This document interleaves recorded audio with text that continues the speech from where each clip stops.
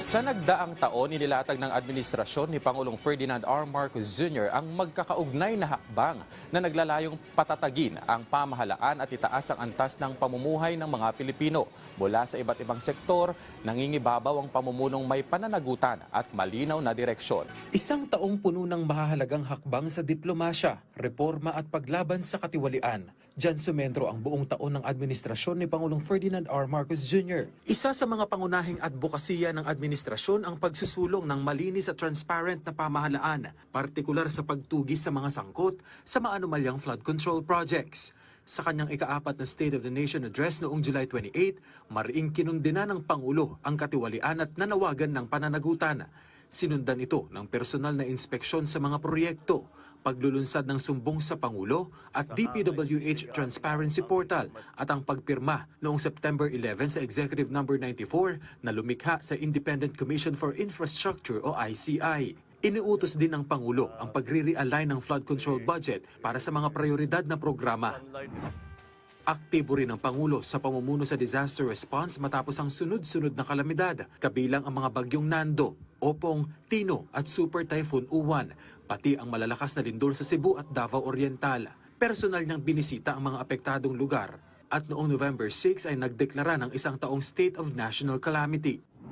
Inilunsad din ang Oplan kontrabaha sa Metro Manila, Cebu at Bacolod. Sa sektor ng kalusugan, higit 1 milyong Pilipino ang nakinabang sa Zero Balance Billing Policy at pinalawak na benepisyo ng PhilHealth, katuwang ang Yakap Health Caravans at Bukas Centers. Sa edukasyon naman, isinulong ang Expanded Tertiary Education Equivalency and Accreditation Program bilang batas, reforma sa K-12, Early Childhood Care and Development System Act, dagdag na teaching posts, at pinalawak na Unifast Assistance kasama ang transport discounts para sa mga mag-aaral. Pinagtibay din ang social protection at food security sa pamamagitan ng pinalawak na 4Ps, SSS Pension Reforms, Action Fund para sa OFWs, at mga programang tumutulong sa mga magsasaka tulad ng fertilizer distribution, makinarya at benteng bigas meron na. Pinabilis din ang digital transformation sa pamamagitan ng eGovPH Super App at Serbisyo Hub sa San Juan, free Wi-Fi for all at mas pinaigting na cybersecurity.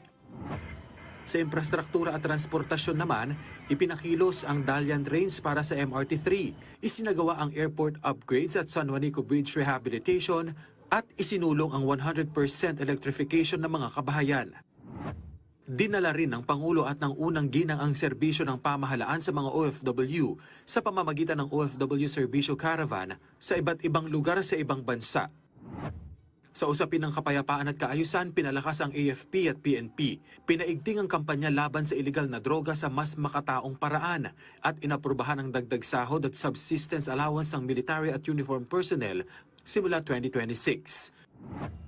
Sa larangan ng diplomasya, pinalakas ng Pangulo ang ugnayan ng Pilipinas sa pamamagitan ng mga state visit, ASEAN at APEC engagements. Opisyal ding inilunsad ang ASEAN 2026 chairship ng bansa na may temang Navigating Our Future Together na nakatuon sa kapayapaan at seguridad, kaunlaran at kapangyarihan ng mamamayan. Sa kabuuan, ipinakita ng kasalukuyang administrasyon ngayong taon ang pamumunong nakabatay sa pananagutan, katatagan at malinaw na layuning pagandahin ang araw-araw na buhay ng bawat Pilipino.